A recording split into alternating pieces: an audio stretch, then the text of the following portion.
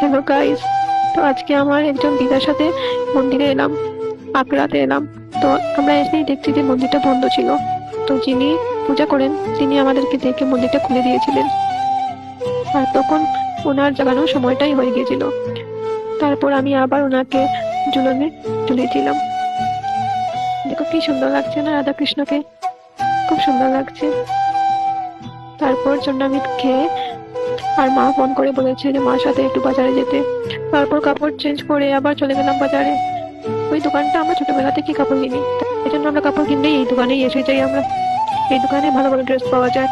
তারপর কিছু মেডিসিন কেনার ছিল, সেটা কিনে তারপর মা একটু সবজি নিল ঘরের জন্য। দেখতেই পাচ্ছ তোমরা, আমরা ঘুরে বেড়ানোর জন্য খাবার কিনে তারপর গাড়িতে উঠে ঘরে চলে এলাম। তারপর ঘরে এসে অনেক টায়ার্ড লাগছিল, একটু হোল্ডিস খেয়ে নিলাম। আজকের জন্য এতটুকু ছিল, তোমরা ভালো থেকো।